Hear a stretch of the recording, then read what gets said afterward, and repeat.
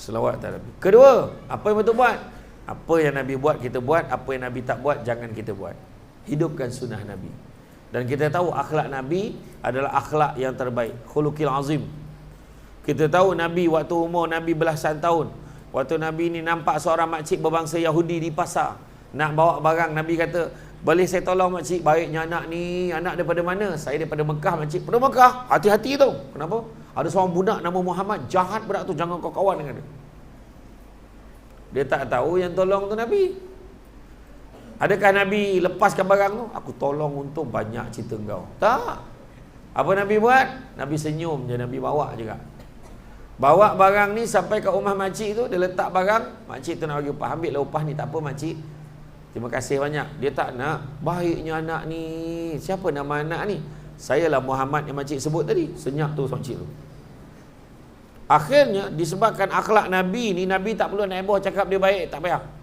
Satu Mekah ni, kebanyakannya semua termasuklah Yahudinya, kafir ni, semua mengiktiraf Muhammad ni akhlak dia baik. Semua tahu, kenal yang Nabi ni akhlak dia baik. Macam tu. Tu sebabnya kita dekat sekolah tak usah nak suruh orang puji kita jadi.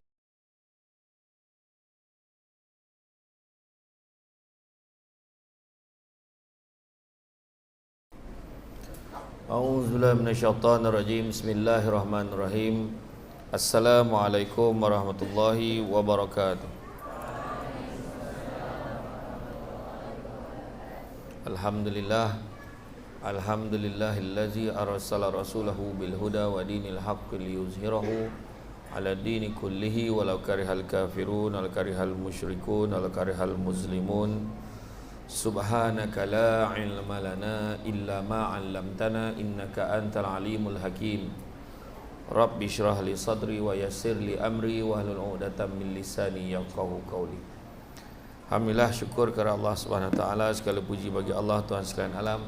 Salam dan salam ke atas junjungan besar Nabi Muhammad sallallahu alaihi wasallam.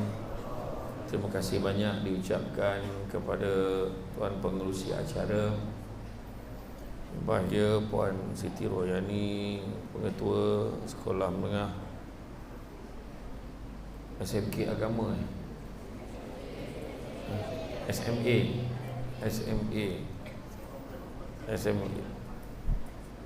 SMK Padang Tengku Sekolah Menengah Agama, Sekolah Menengah Agama Padang Tengku. Seterusnya yang berhormat Tuan Mustafa Long, Ahli Dewan Undangan Negeri. Betul ke? Salah sebut? Betul? Betul lah ya? Saya salutasi orang tak bagi, macam mana nak baca? Main agak-agak je. Seterusnya guru penolong kanan, guru-guru Kebit Kedang, ketua bidang ya, guru kanan mata pelajaran.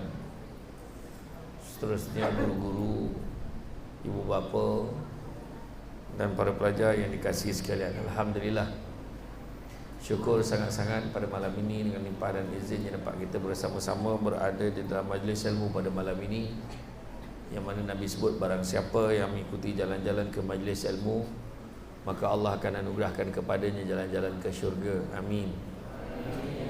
Jangan lupa hashtag pergi syurga balik hari.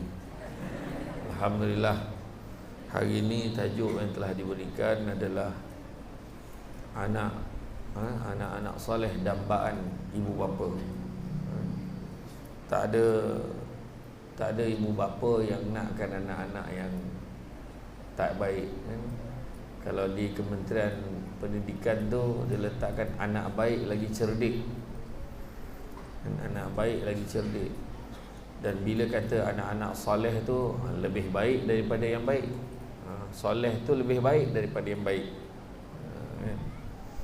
Baik macam-macam baik, tapi apa yang terbaik? Yang terbaiknya yang baik di sisi Allah. Sudah tentulah soleh kan. Kalau makan halal memang semua halal, tapi halal yang lagi baik, halalan thayyibah, cari yang baik. Macam tu jugalah sekolah kebanyakannya sekolah baik, tapi nak cari sekolah yang terbaik, sudah tentulah berada di sekolah yang latar belakang didikannya adalah didikan agama. Sudah tentulah itu yang terbaik, yang menjadi sasaran dan sarana. Itu sebabnya di bandar-bandar besar kalau kita tengok ada orang sanggup bayar yuran sekolah anak di sekolah agama swasta daripada sekolah rendah. Sekolah rendah pun sebulan yurannya mencecah 700 ke 1000 ringgit sebulan, sekolah swasta. Dan ataupun orang lipis sebut sebagai private school, kalau tak faham lah kan. Jadi sanggup bayar 700 ke 1000 ringgit. Tapi ada yang di kawasan-kawasan luar bandar tu kadang-kadang minta hantar mengaji dengan ustaz yang kena bayar 50 ringgit pun dia cakap mahal. Gila ustaz ni, 50 ringgit mengaji. Sedangkan kita kena fikir. Saya teringat kata-kata Mufti Negeri Sembilan dulu, dia kata apa? Kadang-kadang kita berkira dengan agama, kita tak sedar berkira dengan Allah sebenarnya. Berkira untuk didikan agama, sebenarnya kita berkira dengan Allah. Kita tak sedar. Contohlah kalau hari ni kita kira-kira lah pasal anak mengaji, anak belajar agama bayar RM50 sebulan kan, orang berkira. Percaya cakap saya, andai kata satu hari nanti anak itu tak dapat title anak soleh tu, dia jadi anak yang tak baik, terlibat dengan pelbagai perkara-perkara yang negatif, contohnya maksiat, dadah, dan juga aktiviti-aktiviti yang tidak bermoral contohnya kan, bayar 10,000 sebulan pun belum tentu boleh selesai. Belum tentu boleh selesai. Maka tak, dia baru start macam tu, kejap lagi kuat lah ni. Sabar, InsyaAllah. Terima kasih InsyaAllah. Jangan dia adjust kan volume tu, kejap lagi kuat ni. Tak dengar ke apa? Dia bila macam ni dia adjust, bunyi dia tak sedar lah. Sabar, kejap lagi kuat ni. Maka kalau kita tengok dalam kan ada besar sabar, dia mana boleh terus gear 3, gear 1 dulu kan. Biasa kalau ada anak yang bermasalah, mesti ada mulut-mulut yang menyatakan itu salah mak ayah tak erti ajar. Itu sebab dalam media sosial ada orang kongsi gambar seorang ayah ni tengah duduk, anak dia datang jalan, dia sepaknya ayah, terbalik ayah terbalik macam. Macam-macam lah komen, biadab, anak ni nak confirm masuk neraka, macam-macam tulis. Tapi satu ayat yang saya simpulkan daripada situ, apa dia? Siapa yang ajar anak tu jadi kurang ajar, satu je. Itu sebab saya nak beritahu pada adik-adik semua, kalau adik-adik buat perangai kat sekolah, buat perangai dekat luar, orang akan cakap anak siapa dah tu. Orang tak cakap siapa budak tu, dia kata anak siapa tu, anak si siapa tu nak. Patutlah bapak pun sama je. Mulalah orang buat fitnah pula. Bapak dia dulu masa kecil-kecil dulu macam tu lah perangai. Wah, sedap cakap kan. Itu sebabnya cerminan akhlak anak-anak ni cerminan. Dan bila sebut soleh, salah satu perkara yang disebutkan adalah tentang akhlak. Itu sebabnya kalau kita tengok Imam Malik kata, nak berjaya dalam hidup kena ada 4 perkara. Pertama, kenderaan yang tangkas. Kedua, rumah yang lapang. Ketiga, pakaian yang cantik. Dan yang keempat, pelita yang menerangi. Saya ulang balik. Pertama, kenderaan yang tangkas. Kedua, rumah yang lapang. Ketiga, pakaian yang cantik. Dan yang keempatnya, pelita yang menerangi. Bila sebut kenderaan yang tangkas, bukannya tengok dia naik pickup ke, dia naik Alphard ke, Wellfire ke, Mercedes ke, tak. Maksud kenderaan yang tangkasnya adalah akal fikiran yang cerdas. Akal ni akan bawa kita jauh. Kan? Adik-adik belajar kat sekolah agama, balik je kampung, sampai dekat kampung, tiba-tiba imam tak ada. Dengan tenang je adik ni ke depan. Wih, bagus budak ni boleh jadi imam. Budak sekolah agama tu. Keluar gemuk, pandang tengku. Macam itulah. Jadi sebab apa? Sebab ilmu. Sebab ilmu. So akal ni diisi dengan ilmu. Itulah makanan untuk akal. Itu sebabnya ada disebut kekayaan yang paling besar adalah akal. Kemiskinan yang paling besar adalah bodoh. Keburukan yang paling buruk adalah terpesona pada diri sendiri. Dan semula-mula perbuatan adalah akhlak yang baik. Saya ulang balik. Kekayaan yang paling besar adalah akal. Kemiskinan yang paling besar adalah bodoh. Keburukan yang paling buruk adalah terpesona pada diri sendiri. Dan semula-mula perbuatan adalah akhlak yang baik. Still akal. Ilmu. Kan? Cantik teluk, pantainya landai. Tambat perahu tepi kuala. Biarlah buruk kain yang dipakai, asalkan penuh ilmu di dada. Kena ada ilmu. Kan? Betul lah. Kalau tak ada ilmu, macam mana pula? Kan? Kalau tak ada ilmu, bukanlah kata saya pandai, tak pandai pun, ada sikit boleh share. Kalau tak ada, macam mana? Tu orang tua-tua dulu kata kain songket benang sutera lilit sebolit buat selempang. Ilmu yang banyak jadi cahaya walaupun sikit menjadi terang. Sebab apa? Boleh share dengan orang. Kan? Boleh ke budak tu? Boleh. Saya cerita satu, saya pernah cerita lah dalam ceramah saya. Tak macam mana satu hari saya ceramah di SMK Pandan. Bukan ceramah kat SMK, di Masjid Pandan Indah. Ceramah kat masjid tu, lepas tu dah lepas kita sembahyang maghrib, kita ceramah, lepas ceramah kita sembahyang isyak. Sembahyang isyak sedap betul bacaan imam ni, ya Allah sedap betul. Lepas tu tengok kecil je imam dia. Dah habis ceramah, dah habis sembahyang. Waktu makan tu saya tegur lah mana satu imam tadi. Ni lah imam lah, kecilnya budaknya. Kan imam ni kecil, imam nombor berapa ni? Rupanya anak salah seorang daripada ahli jawatankuasa masjid. Saya langsung tanya dia, boleh tak saya nak booking bulan puasa? Tak lama tu dah nak puasa. Booking bulan puasa, datang kat kampung mak saya jadi imam tarawih satu malam. Saya kata, nanti saya bagi duit minyak semua. Saya kata, saya suruh datang. Dia kata, insyaAllah. Dia kata, insyaAllah. Nanti tanya mak, dia kata. Jadi saya pun telefon mak dia, alhamdulillah dia datang. Cerita ni tahun bila? Tahun 2019. 2019. Jadi dia pun 2019 ke 2018 tak ingat. Lebih kurang macam itulah, sebelum PKP lah. Jadi bila dia datang, saya pun brief dia, minta dia tolong jadi imam tu. Sebab di Negeri Sembilan tarawih dia berbeza dengan negeri lain. Maksudnya ada di negeri lain kebanyakannya buat 8 atau 20. Di Negeri Sembilan ada yang buat 10, 8, 10, 20 ada. Jadi saya cerita sikit, kat kampung mak saya tu buat 10. 10 ni dia tak macam kita kan, fadlan minallah wa ni'mah wa maghfiratan wa rahmah, tu yang buat 8, buat 20 kan. Tapi yang buat 10 ni dia selang-seli dia dengan istighfar. Jadi saya kata yang tu dia risau, ada orang akan buat kat belakang. Tak apa, dia just baca je, bawa jadi imam, dia pun baca. Baca panjang jugalah, dia jadi imam tarawih. Pertama kali orang-orang kampung komplain apa? Pendek sangat baca. Tak puas dengan imam tu baca, dia kata. Yang pertama kali. Masa tu umur dia berapa? Form 4. Umur dia baru tingkatan 4. Namanya Atif. Dan barulah saya tahu pada malam lepas pada tarawih tu, kita dah doa apa semua, bawa pergi rumah mak, minum.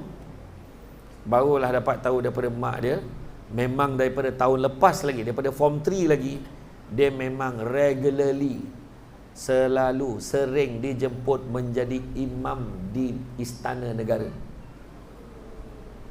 Saya baru tahu. Dan alhamdulillah hari itu bulan Februari yang lepas, Februari 2023, saya jumpa dia di mana? Di Madinah. Dia sekarang dia menyambung pelajaran dia, dah sampai ke Universiti Madinah dalam jurusan Al-Quran, pengajian Al-Quran. Waktu makan dekat Syariat Korban ni, siapa yang pergi Madinah tahulah, pergi makan ikan yang sedap-sedap dekat Madinah ni, kat Syariat Korban. Dia datang, dia pakai apa? Pakai serban ni, dekat tangan ni tak lepas Quran. Quran kecil memang ada kat tangan. Oh ya Allah, masa tu lah orang cakap apa? Sejuk apa? Sejuk apa? Sejuk apa kata? Kalau mak-mak ni kata sejuk apa? Sejuk perut. Tak, sejuk hati. Kalau sejuk perut tu kembung tu. Dia sejuk hati, Allahu Akbar anak aku, ya Allah. Kan bagus kalau anak aku macam tu, dia kata. Kan? Pagi-pagi dengar azan kan. Anak-anak sekolah agama balik kampung ni azan. Siapa yang azan? Sedap pula azan ni. Budak sekolah agama. Oh, tak heranlah. Kan? Bukan sekolah ACS. Bukan sekolah King George. Bukan sekolah apa Methodist. Sekolah SMA. Kan? Oh, terdengar dia. Allahu Akbar, Allahu Akbar. Ui, siapa tu? Kan? Macam tu. Jadi maknanya kata didikan. Itu sebab saya kata tadi, cerminan. Jadi kalau tengok tu kan, okey. Imam Malik kata apa? Yang kedua, rumah yang lapang. Apa maksud rumah yang lapang? Kesabaran yang tinggi. Sabar. Kadang-kadang tak dapat dia sabar, walaupun nama dia Sabaruddin. Walaupun nama dia Sabariah. InsyaAllah orang kat sini kalau nama macam tu memang sabar. Kesabaran yang tinggi kena ada. Ketiga, bila sebut pakaian yang cantik, akhlak yang baik. Dan sebut yang keempat, pelita yang menerangi ilmu pengetahuan yang tinggi. Kicau-kicau tium batu, hinggap sekejap di dahan mati. Sudah resam orang tak berilmu, ibarat kayu lurus dibuat titi. Maknanya kayu lurus buat titi, kena lanyak ajalah, kena pijak aja hari-hari sampai reput, dah reput buang. Macam tu lah.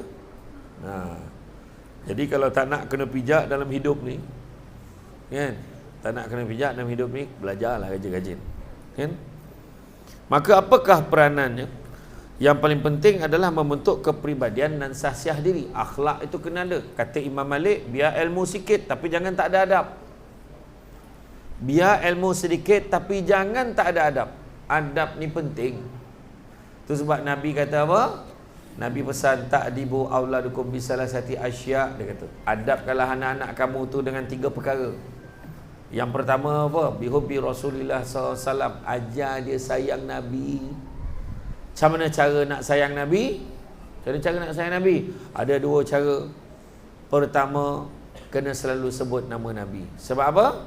Nabi sebut, faman ahabba syai'an aksara bizikri. Barang siapa suka sesuatu, akan selalu menyebut-nyebut.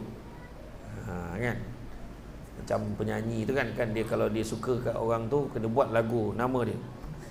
Isabella adalah, suka kat Isabella.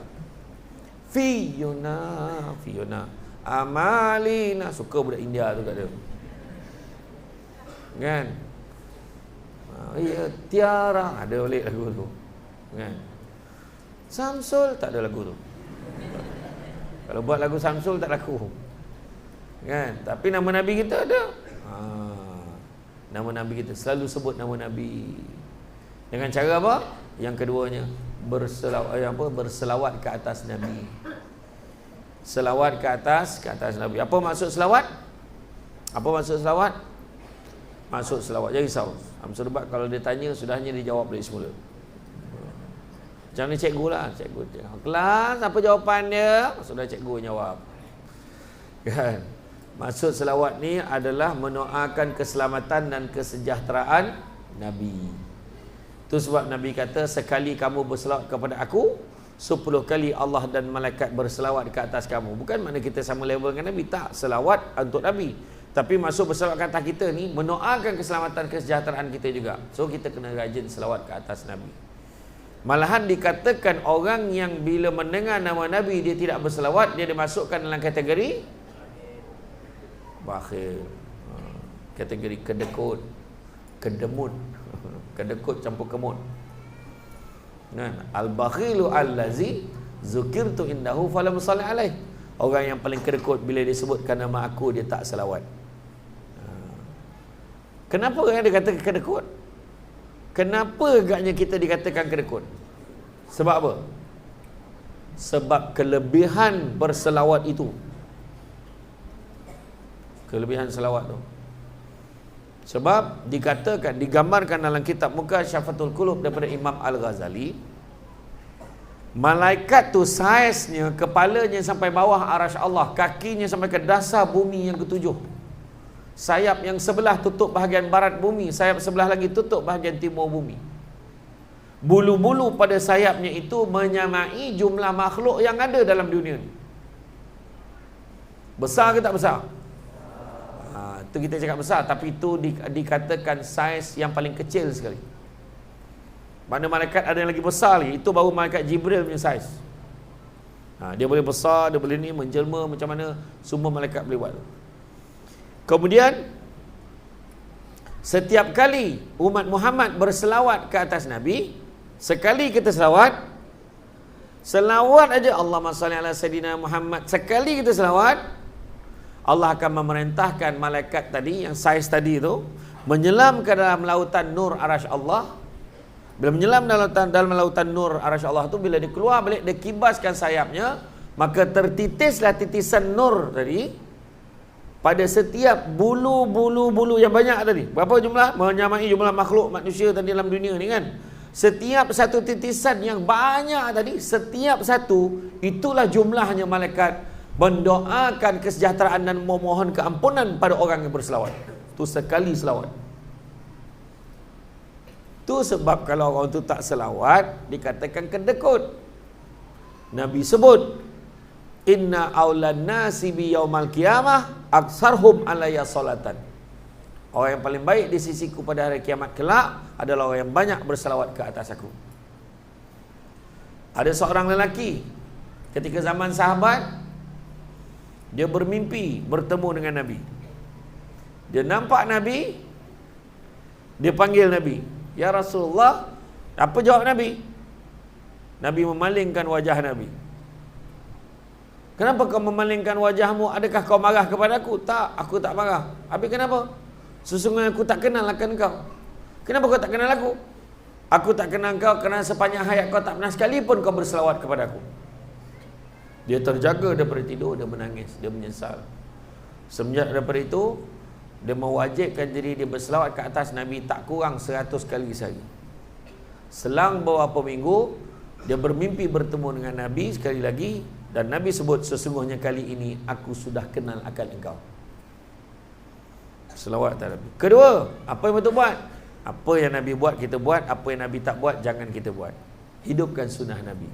Dan kita tahu akhlak Nabi adalah akhlak yang terbaik. Khuluqil azim. Kita tahu Nabi waktu umur Nabi belasan tahun, waktu Nabi ni nampak seorang makcik berbangsa Yahudi di pasar nak bawa barang, Nabi kata, boleh saya tolong makcik, baiknya anak ni, anak daripada mana? Saya daripada Mekah makcik. Daripada Mekah? Hati-hati tau. Kenapa? Ada seorang budak nama Muhammad, jahat berat tu, jangan kau kawan dengan dia. Dia tak tahu yang tolong tu Nabi. Adakah Nabi lepaskan barang tu? Aku tolong untuk banyak cerita kau. Tak. Apa Nabi buat? Nabi senyum je, Nabi bawa juga. Bawa barang ni sampai ke rumah makcik tu, dia letak barang, makcik tu nak bagi upah. Ambil lah upah ni, tak apa makcik, terima kasih banyak. Dia tak nak, baiknya anak ni. Siapa nama anak ni? Sayalah Muhammad yang makcik sebut tadi. Senyap tu makcik tu. Akhirnya disebabkan akhlak Nabi ni, Nabi tak perlu naik bawah cakap dia baik, tak payah. Satu Mekah ni, kebanyakannya semua termasuklah Yahudinya, kafir ni, semua mengiktiraf Muhammad ni akhlak dia baik. Semua tahu, kenal yang Nabi ni akhlak dia baik. Macam tu. Tu sebabnya kita dekat sekolah tak sah nak suruh orang puji kita jadi baik. Tak. Kita sendiri jaga diri kita untuk jadi baik. Akhirnya orang akan tahu kita baik ke tak baik. Macam tu je. Saya pun tak adalah cakap saya baik sangat. Saya pun tak baik juga. Tapi sentiasa berusaha lah nak jadi baik. Kan? Harapnya baiklah. Kan? Kita doa minta-minta kita jadi baik. Kadang-kadang kita ni terleka juga atas dunia ni. Itu sebabnya kena hati-hati. Kena hati-hati.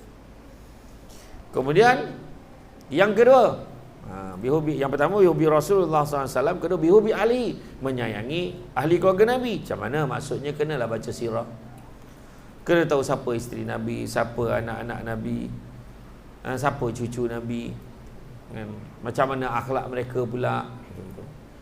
Dan yang ketiga, biqiraatil Quran, dengan membacakan ayat suci Quran. Mana suruh anak ni mengaji Quran. Tu sebabnya, sebab apa disebut kaji Quran? Suruh tuntut ilmu. Sebab apa? Silibus dulu Quran sahaja. Mungkin. Tapi hari ini Quran tu dikembangkan dengan pendidikan agamanya. Ada yang belajar Quran sunnah, pendidikan syariah Islamiah, belajar al-lughatul al-arabiyah, belajar sains, matematik, semua kita belajar. Kan, man aradat dunia kan, siapa nak dunia dengan ilmu, siapa nak akhirat dengan ilmu. Kalau nak kedua-duanya pun dengan ilmu. So mestilah kena ada ilmu. Tetapi yang kita nak hari ini adalah anak-anak yang soleh, anak-anak yang baik, kan, yang sentiasa sedar dirinya sebagai seorang yang beragama. Kan, orang yang beragama sudah tentulah akan menjaga akhlak yang baik. Kadang-kadang agama kita ni dah baik dah, tapi kadang-kadang manusia tu menyebabkan nama tu jadi tak baik. Contoh, Nabi sebut apa? Allah sangat suka. Nabi sebut dalam satu hadis qudsi tu, Nabi sebut macam mana? Allah sangat suka apa? Allah sangat suka hamba-Nya kalau melakukan satu amal perbuatan, Nabi kata, dilakukan dengan baik, teliti dan sempurna. Saya ulang balik.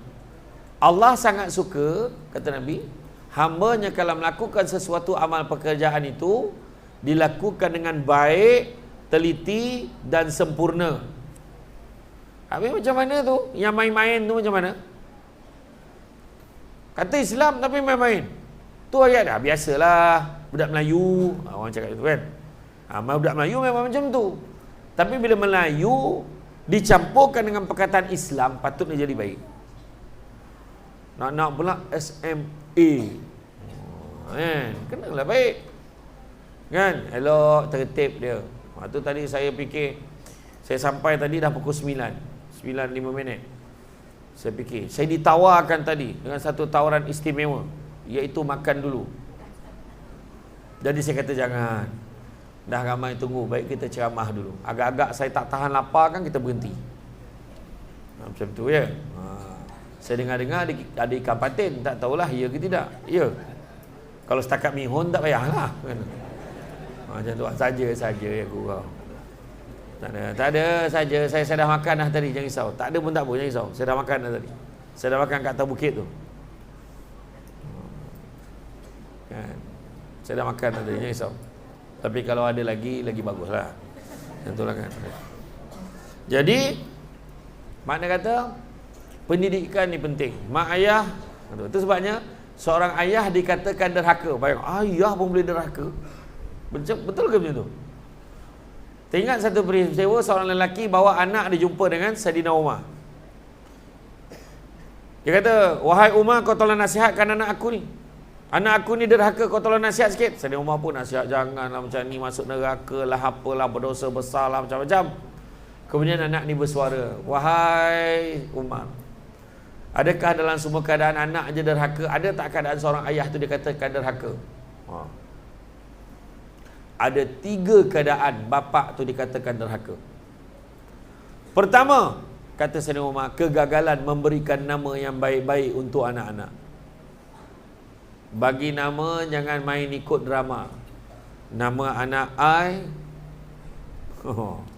nama anak I Kristina, dia kata. Contoh, tengok drama. Tapi sebenarnya memanglah ada nama baik Kristina tu, tapi Kristina, Balkis, Zakwan, tu kategori nama apa kan? Nama-nama apa tu? Nama anak jin. Nama anak saya pun ada seorang, Zakwan Amri. Rupanya nama anak jin pun. Tapi tak apalah, maksud dia baik. Cuma kadang-kadang anak-anak yang ada nama istimewa macam ni, kecil-kecil mengagam. Sebab apa? Dia nampak jin tu keluar. Lepas tu dia nangis. Bapaknya apa kena budak ni menangis? Ataupun letak nama macam karangan. Ada Salam Haikal Amri Iskandar.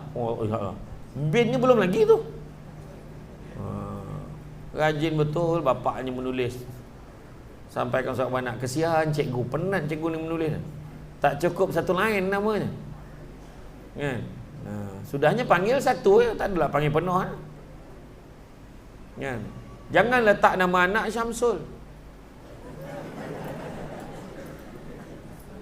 Sebab Syamsul ni maksudnya apa? Matahari. Syamsul debat pula tu. La ilaha illallah, dalam matahari berdebat pula matahari tu. Jangan. Syamsul Amri, ketua segala matahari, memerintah, matahari yang memerintah. Macam mana tu? Jangan letak nama ikut suka. Kan? Letak nama Nabi settle, senang. Letak nama Yusuf, nama orang tua. Siapa cakap? Nama anak ni lah Yunus. Yunus dia. Nama Nabi tu. Nama Nabi. Saya syukur nama ayah saya Ismail. Nabi Ismail. Nama Nabi. Ada tu pula kita gabungkan nama kita, lambang kasih sayang kita. Letakkan nama ke anak kita. Nama abang Yahya, nama saya Mahani, nama anak kita Yamaha. Itu nama Jepun tu, bukan nama Islam. Maznah Daud, Mazda budak tu. Contohlah contoh ya. Makna letak nama yang baik-baik. Kegagalan letak nama yang baik-baik, maka dia adalah dahaka. Kalau contoh ayah aku dahaka kata budak tu. Kerana dia letakkan nama aku ni, dalam bahasa Arab tu boleh terjemahkan kumbang hitam. Semua orang ngejek aku. Yang kedua, kegagalan menyediakan ibu yang baik untuk anak ni. Bapak tu dahaka. Itu sebabnya nak kahwin, pilih isteri yang baik-baik. Tak apalah, tak usah nak feeling-feeling sangat. Ni contoh bagi faham ya. Bukan boleh cerita baik, tak payah. Lambat lagi. Belajar dulu. Yang lelaki pun sama, tak usah nak feeling pula. Mencari ibu yang baik maksudnya suami kena didik isteri jadi baik supaya dapat didik anak tu jadi baik. Dan yang ketiga, kegagalan seorang ayah menyediakan pendidikan Al-Quran untuk anak-anaknya juga dikatakan derhaka. Itu sebab kena. Sebab kalau tu saya kata silibus dulu Al-Quran, tapi silibus hari ni kegagalan memberi ilmu kepada anak-anak juga dikatakan sebagai derhaka. Anak keluar daripada ni, kalau kehidupannya dia melarat, hidup ke sana kemari, susah. Dah sebatang kara, apa benda pun tak tahu. Sekolah dulu pun tak sekolah. Ayah dengan maknya tak pernah ambil berat pun pasal sekolah dia, pasal pendidikan dia. Akhirnya dia kata dia salahkan mak dengan ayah dia. Sebab ayah tak pernah pun suruh saya pergi sekolah. Ayah suruh saya tolong berniaga. Ayah saya suruh saya kerja. Ayah saya suruh saya cari duit. Ayah saya tak bagi saya sekolah. Jadi saya salahkan ayah saya. Contoh. Jadi penting untuk memberikan didikan. Kata Saidina Umar, didik anak ni 3 peringkat. 3 peringkat. 7 tahun pertama, 7 tahun kedua dan selepas 14 tahun. 7 tahun pertama, layanlah anak seperti raja. Apa yang dia nak, bagi. Sekarang tak susah. Ada kedai Iko, ada kedai RM2 kan, RM2 Pak Husin, RM2 10 sen, tak salah. Kedai barang murah ada. Tak apa, dia kecil lagi, bagi. Dia nak apa, bagi. Tak apalah. Tapi handphone tak boleh. Nak tengok dia nak nyorok mana tu. Saja. Kan? Yang pertama apa dia nak, bagi. Tapi hanya 7 tahun pertama sahaja. Selepas 7 tahun tu, masuk 7 tahun kedua, layan anak seperti hamba. Mula bagi dia tugas, mula bagi dia kerja. Kan kat rumah dah mula dia tu dia kerja kan. Kena layan adik lah. Kenapa aku kena jaga adik ni? Bancuh susu. Kan? Betul. Saya dulu kena tolong mak tengok kari pap, kena bungkus nasi lemak, kena golek-golek kuih donat. Pukul 4:30 pagi dah bangun depan kipas tu. Alah, kenapa pula aku? Saya cakap, kenapa aku lahir dan keluarga ni? Saya cakap, rupa-rupanya mak nak bagi didikan kat kita, baru kita faham. Hanya orang susah je faham nikmat senang. Berapa ramai dah orang yang berada di Lipis ni, Kuala Lipis, keluar daripada Kuala Lipis, tinggalkan kampung ni, berjaya. Dan kejayaan tu bawa balik ke kampung. Itu yang paling penting. Jangan dah berjaya lupakan kampung. Jangan. Macam Syamsul Bat. You can take Syamsul out from Negeri Sembilan, but you cannot take Negeri Sembilan out from Syamsul. I'm still Negris. Bangga. Saya lahir kat kampung Batu Kikir, Jempol, Negeri Sembilan. Kampung Aidedali. Orang kampung. I'm not a city boy. I'm a village boy. Budak kampung. Pada kampung, sekolah kebangsaan Paroi. Akhirnya saya sambung ke Sekolah Menengah Agama Persekutuan Labu, SMKA Syekh Haji Muhammad Said. Kemudian saya sambung pengajian. Saya jadi cikgu setahun. Jadi cikgu sekejap. Jadi cikgu sekolah menengah. Masa tu saya jadi guru ganti Encik Kalai Mani. Masa tu dia kursus selama 3 minggu ke sebulan macam tu. Dia ada kursus kenaikan pangkat. Lepas tu saya sambung lagi Cikgu Raihana cuti bersalin selama seminggu kelas lain pula. Kemudian saya ditawarkan dengan GSTT, Guru Sandaran Tidak Terlatih, dengan gaji 494.50 sen. Sebab SPM, kalau STP 794.50 sen. Jadi dah cikgu. Dan akhirnya setelah hampir setahun saya jadi cikgu, saya ambil keputusan saya tak boleh jadi cikgu. Sebab saya tak sesabar pengetua, saya tak sesabar guru penolong kanan, saya tak sabar macam cikgu-cikgu kat sini. Kalau saya terus jadi cikgu, tak tahu berapa ramai budak yang terbunuh kat tangan saya. Sebab saya tidak setabah dan sesabar guru-guru yang ada ni. Bukan boleh cikgu lah, kalau ada darah tinggi, cuba cek hujung tahun tu, darah tinggi dia berapa. Kencing manis pun tak stabil, kejap-kejap masuk wad, jajak migrain. Dia jangan main, cikgu banyak memendam perasaan, boleh putus urat awal ni. Betul. Sebab apa? Sebab stres. Tu sebabnya cikgu kena ingat, cikgu kena fikir jawatan cikgu ni adalah jawatan paling mulia dalam dunia ni. Jawatan kerja paling mulia. Tu sebab saya tak suka kalau ada cikgu-cikgu bila ditanya, awak kerja apa? Cikgu je. Kenapa ada je tu? Cakap je, saya seorang pendidik. Kan Dr. Usman Awang kata, seorang doktor, engineer, lawyer, semuanya bermula dengan seorang guru biasa. Nak berjaya adik-adik ni saya beritahu satu, nak berjaya dalam hidup satu je, cikgu jangan kau lawan. Kalau cikgu kata buat, buat. Cikgu kata jangan buat, jangan kita buat. Pokok sena tepi sempadan, anak tupai menumpang lalu. Bercerai nyawa dari badan, barulah putus petua guru. Apa guru pesan buat, guru larang jangan kita buat. Datang dari padang keladi, singgah sekejap di Tanjung Karang. Macam manalah ilmu nak menjadi kalau sudah dilanggar pantang dan larang. Jangan. Ya? Cikgu pesan tu ikutlah.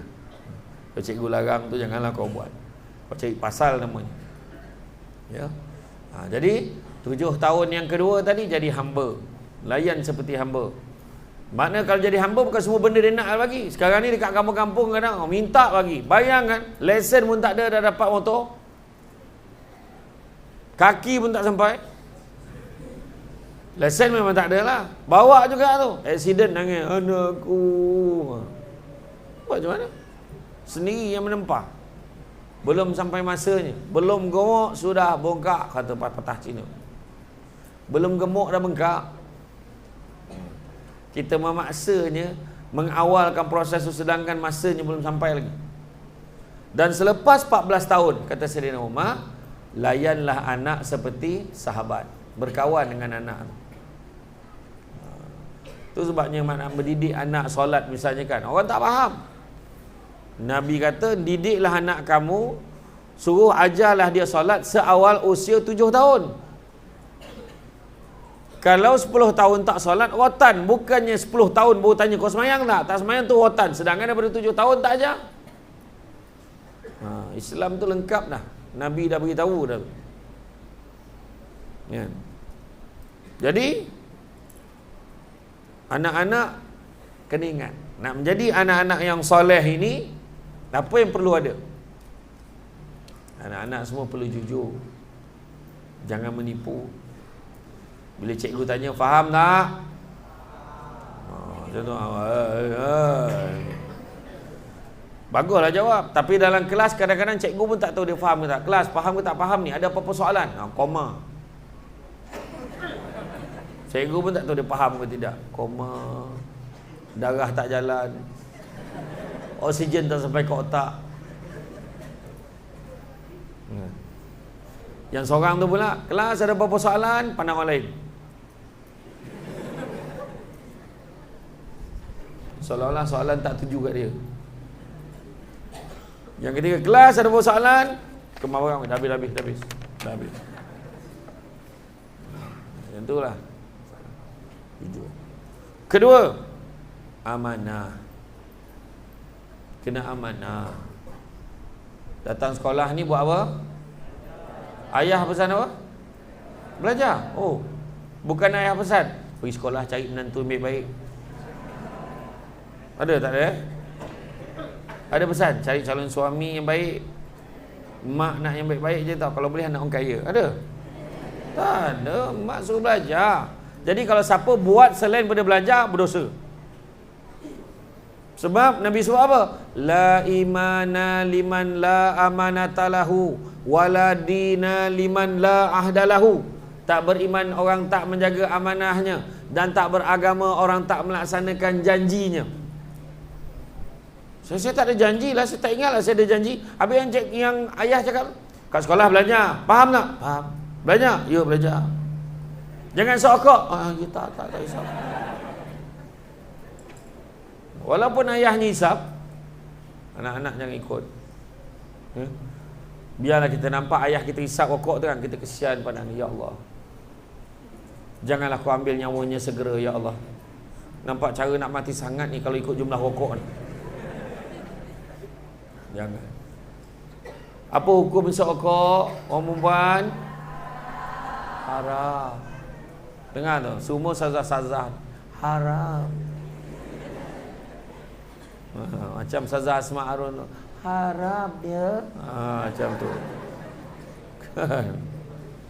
Saya teringat saya pergi ceramah dekat Masjid Simpang 4 di Pulau Pinang. Depan sikit nanti akan jumpa jabatan yang kedua. Saya pergi ceramah kat situ, dekat dinding masjid tu ada satu notis tu, fatwa pengharaman rokok. Daripada Majlis Fatwa Kebangsaan, gini-gini, dalilnya begini, hadisnya, ayat Qurannya apa semua. Maka kesimpulannya haram. Ada seorang pakcik tu baca sambil mesak rokok. Wajar pakcik. Heran ni. Itu sebabnya nak melentur buluh biarlah dari rebungnya, sebab lembut. Itu dah jadi buluh tu. Tak boleh buat apa dah. Buat lemang je. Buat lemang, bakar, belah, habis buang je. Buat bakar sampah je. Kan? Jadi itu sebabnya kita jaga amanah. Ketiga, jaga hubungan baik dengan guru. Jangan sakitkan hati cikgu. Dengar pesan cikgu. Jangan sakitkan tu maknanya kena jaga adab, jaga perangai. Makan sirih berpinang tidak, pinang ada di kota Melaka. Makan sirih mengenyang tidak, tagah dek budi dengan bahasa. Jadi budi bahasa kena jaga macam tadi saya sampaikan. Tu budi bahasa lah tu. Ada yang nyambut saya. Saya heran Ustazah yang tadi tu, daripada kantin tiba-tiba dia dah sampai sini. Masa mana dia berlari ke apa? Mana Ustazah tu tadi? Daripada tempat makan tadi, tiba-tiba dia ada situ. Dia berlari ke apa? Oh, hebatlah dia. Kan? Dia pakai ilmu tu. Auzubillahi minasyaitonirrajim, semua sampai. Maaf saya kata, lagi laju pada kereta saya. Asyik Ustazah ni. Kan? Tengok dia dah hilang dah. Mana dia dah sampai sana balik? Dia siap ke ada? Mana Ustazah tu? Ada belakang? Oh.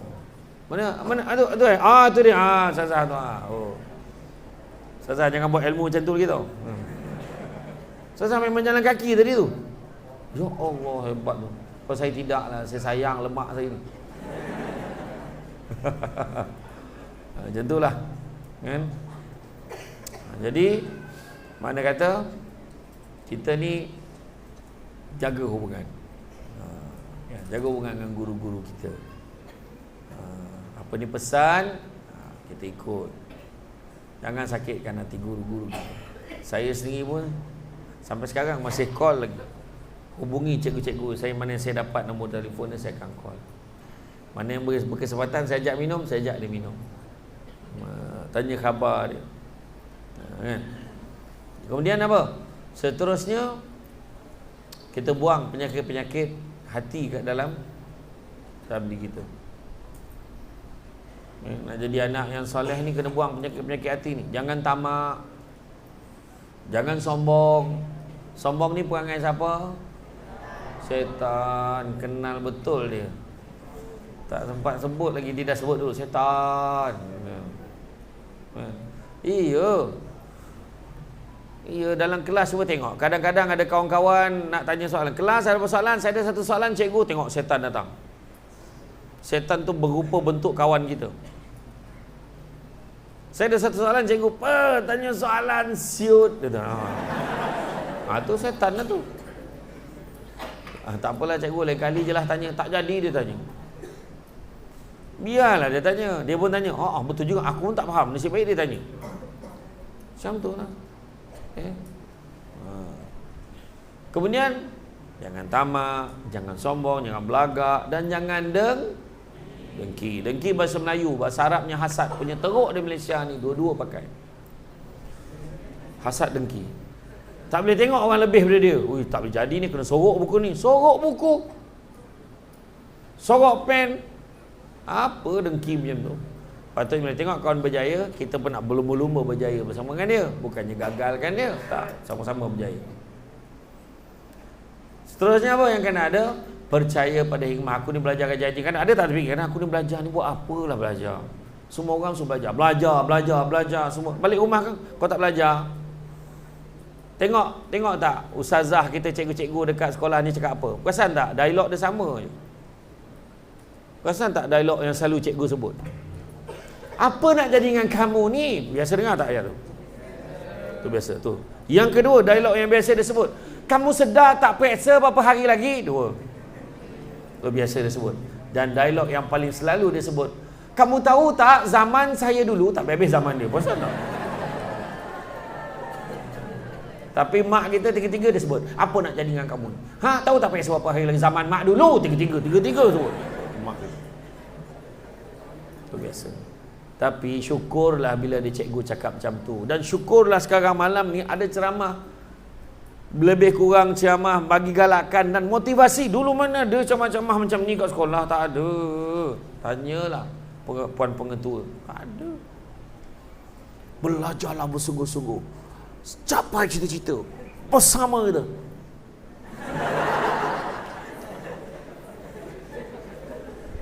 Mana ada dulu macam tu? Dulu ceramah penceramah tetap ada kat rumah. Nama dia mak.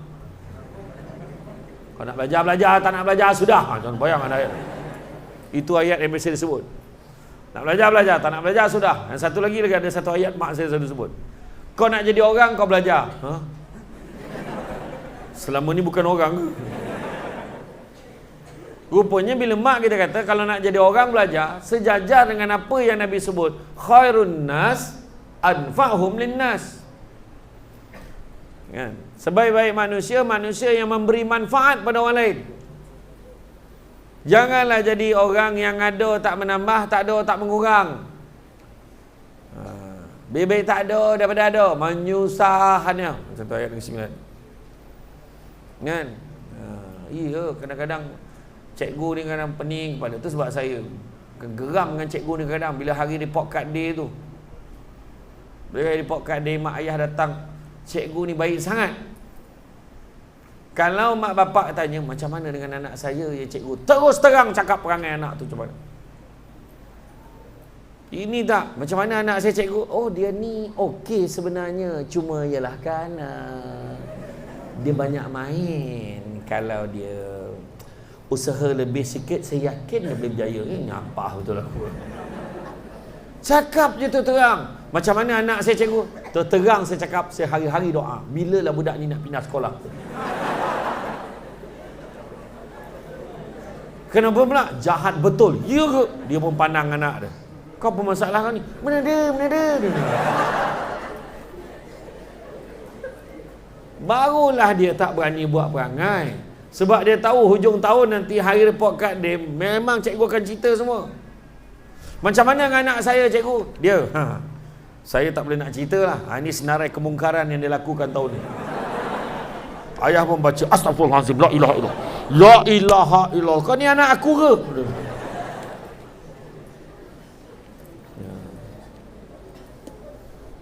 Ni anak saya macam ni cikgu? Macam ni lah saya cakap. Saya ingat dia kena bawa pergi hospital. Kenapa pula? Penyakit bisul dia, bisul dekat punggung dia tu tak settle lagi sampai sekarang. Masa bila kau ada bisul? Sebab dia tak pernah nak duduk tempat dia. Merayau, kacau orang. Bapak dah macam ni, benar. Tak ada ya, tak ada. Faham cikgu lepas ni tak nak sorok-sorok, terus terang je cakap. Sebenarnya kadang mak ayah nak tahu. Dia banyak main, dia banyak ganggu orang. Memang saya sendiri rasa terganggu dengan dia. Cakap je. Macam tu okay. Kita kadang bila belajar, dia kata, aku ni sampai bila kat sekolah ni? Kenapa? Percaya cakap saya, momen dekat sekolah ni you all akan rindu. Momen duduk macam ni akan rindu. Ni yang BFF ni, best friend forever. Tanyalah cikgu, dia semua ada best friend dulu. Bila dah keluar sekolah, mana pergi best friend dia? Semua dah ada kehidupan masing-masing. Jumpa kat masa malam, lama tak jumpa. Kau kat mana sekarang? Aku kat sini, kau mana? Tak apalah, tak payahlah tahu. Kenapa tak payah tahu? Malu nak cakap. Ya. Kan? Ataupun, tak apalah, ada hal lah, nanti kita jumpa lagi. Wah, dulu best friend tu. Itu sebabnya belajar rajin-rajin. Sebab kalau kita fail, kalau kita gagal, tak ada siapa nak teman dengan kita nangis tu lama-lama. Paling lama pun 5 minit. Sabarlah. Lepas tu masing-masing dah ada hidup masing-masing. Belajar je. Nanti besok bila kita keluar, masuk universiti, dekat universiti dah tak dengar dah bunyi mak bising, basuh baju, bangun, lewat, tak ada. Sendiri kena disiplinkan diri dekat universiti. Dan keluar, capai karier, dapat kejayaan yang baik, berbakti semula kepada masyarakat. Balik kampung. Saya selalu pesan, balik kampung, berbakti pada masyarakat. Jangan lupa diri. Saya orang KL. KL ni Kuala Lipis. Bangga dengan kelipisannya. Ya, saya bangga dengan Batu Kikir. Batu Kikir Jambatan Bosi. Jangan. Gulai udang Sebelangor. Ya. Bangga orang kampung. Kan? Tak ada masalah. Tak ada masalah saya kalau orang panggil saya orang kampung. Ceramah pun orang kampung. Ya. Apa susah? Yang penting orang ingat. Dah. Ambil poin. Sudah. Itu yang paling penting. Okay? Percaya hikmah ni aku usaha betul-betul, insya-Allah aku akan berjaya. Contohnya. Aku nak jadi anak yang soleh. Aku tak nak menyakitkan hati mak ayah aku. Aku nak berjaya dalam hidup aku. InsyaAllah. Susahnya belajar. Jangan risau. La yukallifullahu nafsan illa wus'aha. Allah takkan timpakan sesuatu melainkan sesuai dengan kemampuan kita. Jangan risau. Itu janji Allah dalam Quran. Belajar je lah. Ni belajar-belajar ni buat apa? Percaya pada hikmah. Tentu ada hikmahnya. Patutlah dulu aku kena belajar. Rupanya untuk ini. Dapat universiti. Dapat kerja yang baik. Betul. Ibarat kata orang tua-tua dulu, tanam tabu di topi rumah, cabut ubi sampai ke akar. Kalau hidup membaca hikmah, selaut garam terasa tawar. Seterusnya apa? Jadilah manusia yang bertanggungjawab. Jangan suka menyalahkan orang lain. Macam cerita bangau, bangau. Budak lelaki, kenapa bangau kurus? Kenapa bangau kurus? Ikan tak timbul. Orang perempuan, kenapa ikan tak timbul? Rumput panjang sangat. Kenapa rumput panjang? Kebau tak makan. Kenapa kebau tak makan? Perut dia sakit apa pasal? Makan nasi mentah. Kenapa nasi mentah? Kenapa kayu api basah? Kenapa hujan turun? Sebab tu lah. Dia orang hafal lagi lagu tu. Saya saja cuba tadi dengan cara cikgu berkerut. Lepas ni apa? Sebenarnya lagu tadika ni sebenarnya mengajar kita jangan salahkan orang. Tapi dalam banyak-banyak binatang tu ada satu binatang yang paling gentleman, namanya ular. Bila ditanya pada ular, kenapa kau nak makan katak? Ular menjawab sambil merenung tepat pada mata yang bertanya. Memang makanan aku. Dan dialog yang hujungnya itu dah dipadam oleh Jabatan Akib Negara. So what? Dia kata. Dia tanya. Dan memang makanan dia, tanggungjawab. Kenapa tak siap kerja? Dia ambil buku saya, cikgu. Kenapa kamu ambil buku dia? Dan dia bagi. Kamu bagi kenapa? Dia minta. La ilaha illallah, tak selesai. Kenapa hisap rokok? Ayah hisap. Kenapa sekolah sini? Mak suruh. Lah. Semua nak salahkan orang. Lepas ni bila cikgu marah, kenapa tak siap kerja? Dia pun bangun. Cikgu, ini memang salah saya, kelalaian saya, kesilapan saya. Hukum saya, cikgu. Saya bersedia untuk dirotan atas kesilapan saya. Cikgu, sorry. Kenapa? Jangan salahkan dia, cikgu. Saya yang ambil buku dia menyebabkan dia tak siap kerja. Hukum saya. Dah 2 orang ni. Kamu ni, cikgu, soal lagi. Jangan salahkan mereka, cikgu. Saya yang hasut mereka jadi begini. Wah. Dah berebut pula. Satu kelas dah berebut dengan aku salah. Tak apa. Saya tanya je. Relax. Bertanggungjawab. Bertanggungjawab. Kemudian seterusnya apa? Respon yang positif. Bijaksana. Sekarang saya nak kamu siapkan latihan daripada muka surat 8 sampai muka surat 25. Oh, dia datang. Alamak, gila banyak mati apa. Negatif. Ada sebab cikgu suruh buat tu. Ada yang seorang tu, lah cikgu pun sikit sangat. Apa tak terus habiskan satu buku? Tu nak kau menyindir ke apa? Kan?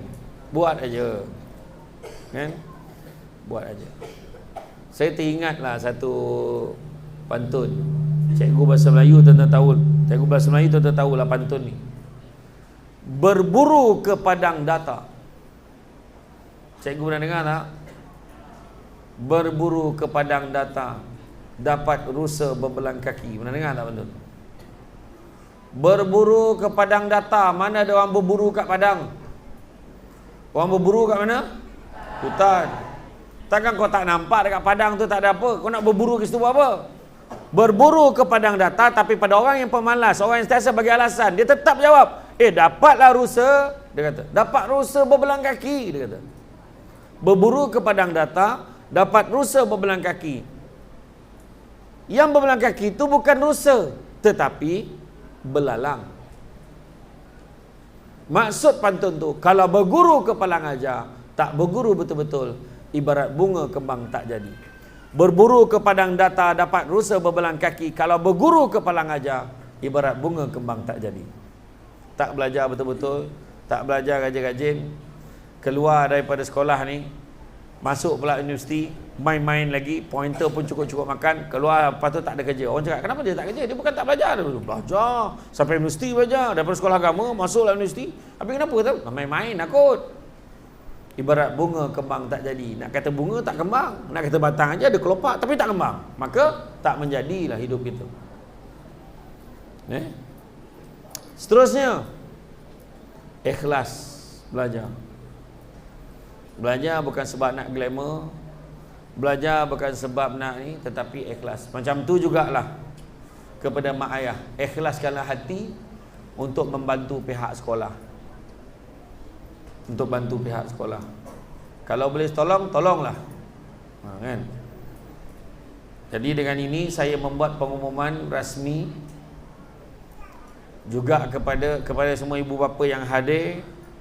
Begitu juga ibu bapa yang sedang menyaksikan, siapa di luar sana yang sedang menyaksikan secara live di laman media sosial saya ni. Saya maklumkan Sekolah Menengah Agama Padang Tengku ni memohon sumbangan seikhlas hati untuk membeli lampu solar bagi menerangi kawasan sepanjang laluan daripada pintu pagar hadapan hingga ke asrama. Dengan itu pihak sekolah akan melancarkan tabung derma ini untuk tujuan tersebut. Saya dengan lafaz Bismillahirrahmanirrahim, dengan ini melancarkan tabung bagi membeli lampu solar. Memang saya sendiri tadi drive, tadi masuk tadi ikut dengan kereta saya tadi. Saya ingatkan kat depan sana. Nampak kereta banyak kat depan. Rupanya dalam lagi, ada lagi ke dalam tu. Gelap betul. Orang ni sembilan kata gelap bumin. Tak nampak apa. Tiba-tiba nampak satu cahaya. Rupanya cahaya ngajak saya makan. Sazah tu ajak makan. Kan. Belum lagi. Tu sebab saya kata sumbangkan. Nanti minta tolong puan pengetua maklumkan pada cikgu yang tengok live, ataupun kalau tak live ni mungkin line tak clear tadi. Live tak ni? Mana tim saya tadi? Wan, tadi boleh live tak boleh? FB? Okey. Jadi Facebook ada live, minta cikgu-cikgu tolong masuk dalam tu, masukkan nombor akaun supaya follower saya boleh bank in kan duit. Tak banyak pun, 18,000 je. Kacik punya hal. Betul saya kata, apa benda 18,000? Kan? 18,000 kalau satu Malaysia boleh bagi manfaat dia pakai sepanjang hayat, tak ada masalah, insya-Allah. Saya letak target 1 bulan selesai 18,000. Boleh? Boleh tak boleh? Cara tu tak boleh, tu bukan pakai duit kau pun. Sabar budak-budak oi. Kita minta doa, minta rakyat Malaysia yang budiman, yang boleh menyumbang, sumbang. Ni untuk pelajar-pelajar sekolah agama kita ni, dia nak bergerak, dia nak pergi ke tempat belajar, nak pergi ke asrama. Jadi biarlah kan, pada waktu malam ada prep kan, malam ada prep, jadi susah. Nak pula nanti takut budak lelaki dia tersalah asrama. Gelap, saya tak perasan Ustazah. Saya ingat sama saya. Budak perempuan pun sama. Ya Allah, astagfirullahalazim, kat mana aku ni? Astagfirullah. Kononnya. Jadi insya-Allah, ya. Jadi minta tolong cikgu-cikgu, Sazah tolong masukkan. Mesti akan tanya, percaya ni dia orang akan tanya. Berapa nombor akaun? Tolong masukkan. Okey. Jadi ikhlaskan hati. Apa-apa pun semuanya terserah pada kita. Jadi kepada adik-adik semua, nak berjaya cepat, jangan lambat kita akan ketinggalan. Kedua, hadir pada peluang-peluang yang baik yang disediakan. Ada peluang ceramah, dengar. Kelas, datang, jangan tak datang. Ketiga, apply, amalkan. Apa yang kita dapat, kita amalkan dalam kehidupan kita. Kemudian, mantapkan pengetahuan kita. Mana subjek yang kita lemah, kita improve. Tak tahu, tanya, pergi jumpa guru. Cuba guru. Kalau malu nak jumpa dekat kelas, nak cakap kelas, cakap kat bilik guru. Assalamualaikum cikgu, saya tak faham, cikgu cakap. Cikgu pun cakap, tak apa, sabar, cikgu suka orang jumpa dia. Bagus kamu jumpa saya. Sekarang yang mana satu kamu tak faham? Semuanya. Langsung meraung cikgu, apa yang kau buat selama ni dalam kelas aku ni? Allahu Akbar. Jadi tak faham tu ustaznya. Seterusnya, profesional. Jangan campur aduk peribadi dengan belajar. Waktu belajar betul-betul. Tu main betul-betul. Tengok TV betul-betul. Tapi waktu belajar betul-betul, sungguh-sungguh. Seterusnya apa? Iltizam. Bayangkan kejayaan jadi milik kita setelah kita bersungguh-sungguh. Bayangkan calon SPM berapa tahun ni? Calon SPM berapa? 79. Daripada 79 calon, kita umumkan 120 dapat semua A. Pecahan tak wajar. Dengan cikgu-cikgu pun ambil exam sekali punya. Kalau semua dapat A, tak mustahil pun. Belajarlah rajin-rajin. Saya pernah ceramah di Kelang untuk projek kecemerlangan pelajar. 50 pelajar paling cemerlang dalam Malaysia. Ini cerita sebelum PKP juga. 50 pelajar yang datang tu paling cemerlang di Malaysia. Tahu tak target dia berapa? Tahu tak apa target dia untuk SPM? Apa target dia? Semua A. Tak. Target dia semua subjek 100%.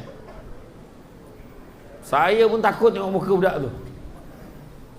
Cermin mata tebal-tebal. Yang seorang tu. Wih, macam mana nak bagi motivasi kat dia orang ni? Takut pula kan. Tapi mempelajar cerdik, brilliant. Tapi kita bukanlah target tu. Target buat yang terbaik. Buat yang terbaik. Kamu lah orang lelaki, jaga maruah diri lah. Ni dah masuk sekolah agama, sekali dapat result cukup-cukup makan, macam mana? Biar ada result terbaik. Bawa bakul berisi limau, sangat berat payah nak jenjeng. Biar mati di baham harimau daripada mati digigit anjing. Faham? Barulah ada level tinggi sikit, standard tinggi. Macam mana dia mati tu? Kena gigit harimau, kena baham harimau. Ui, iya. Besar ke harimau dia? Besar jugalah. Dahsyat dia. Ini kena gigit anjing, melupur-melupur, langsung mati pun benda ya. Jaga maruah diri. Okey. Seterusnya apa yang kena ada? Seterusnya apa yang kena ada adalah organize, susun satu strategi untuk belajar, buat jadual belajar dan sebagainya. Solat, ingat, solat jangan main-main, jaga. Kemudian ni apa yang kena ada? Seterusnya apa yang kena ada? Tanamkan satu contoh ni yang terakhir sekali. Kalau kita beli handphone lah, kalau beli handphone, benda pertama sekali yang kita akan usik apa kan dalam phone? Benda pertama yang kita akan adjust apa dia? Setting. Volume dia nak kuat mana, brightness dia terang mana, coloring tone macam mana. Dia tahu ayah dia telefon. Isteri dia telefon. Bunyi rimau tu. Contoh. Kawan dia telefon. Jadi setting ni usik hari-hari ke? Tak. Kita usik hari pertama je. Tapi kalau tiba, kenapa kelabu pula ni tak nampak? Kita akan perbetulkan balik setting ni. Jadi macam tu juga kita belajar ni. Paling penting setting, iaitu niat kita. Bersempena dengan amal hijrah ni, Nabi ajar kita inna a'malu bin niat. Satu amal pekerjaan bermula dengan niat. Wa man kanat hijratuhu ila dunya aw amaratin yankihuha fajratuhu ila ma hajara ilaih. Barang siapa yang hijrahnya niat kerana dunia atau kerana wanita yang ingin dinikahinya, nescaya manfaat hijrahnya sesuai dengan apa yang dituju. Kalau kita target kita nak capai mardatillah, insya-Allah kita akan dapat keridhaan Allah itu. Tapi kalau niat kita nak main-main, janji aku luluslah yang kita dapat. Kan? Jadi fokus kepada pembelajaran kita. Jadi tuan-tuan dan puan-puan, saudara-saudari, guru-guru yang dikasihi sekalian, rasanya cukuplah sekadar itu. Apa-apa pun untuk menjadi pelajar-pelajar yang soleh ni, sebab apa kita tahu? Nabi sebut apabila matinya anak Adam maka terputuslah segala amalannya melainkan 3 perkara. Apakah dia? Yang pertama, doa anak-anak yang soleh. Yang kedua, sedekah jariah. Dan yang ketiga, ilmu yang bermanfaat. Jadi, jadilah anak-anak yang soleh. Mudah-mudahan ada manfaatnya. Kesiankanlah kedua ibu bapa kita yang telah berlumus tungkus membesarkan kita. Berlumus tungkus tu lagi penat daripada bertukul lumus. Mudah-mudahan adik-adik semua berjaya di dunia dan akhirat. Sedoakan mudah-mudahan adik-adik semua berjaya menjadi insan yang boleh dibanggakan. Saya doakan mudah-mudahan adik-adik semua berjaya mengharumkan nama sekolah Padang Tengku ini. Dan saya doakan mudah-mudahan adik-adik semua menjadi penyejuk mata hati untuk kedua ibu bapanya. Jadi itu saja daripada saya. Bak kata orang, sepandai-pandai tupai melompat akhirnya jatuh ke tanah jua. Walaupun perkongsian sudah tamat, mudah-mudahan meresap ke dalam jiwa. Budak-budak membawa galah nak menjolok buah berangan. Kalau ada silap dan salah dikata tidak. Cantik dipandang rumah penghulu, kayu terukir dari papan. Alang-alang menuntut ilmu, sebutir pasir kembang kalah menjadi intan. Tenang-tenang di laut, sampan kelok mudik ke Tanjung. Hati terkenang, mulut menyebut, jasa baik pihak sekolah menjemput, rasa nak junjung. Terima kasih juga kepada Puan Pengetua yang sudi mengundang saya. Terima kasih kepada YB yang berhormat, yang sudi hadir juga walaupun dalam kesibukannya.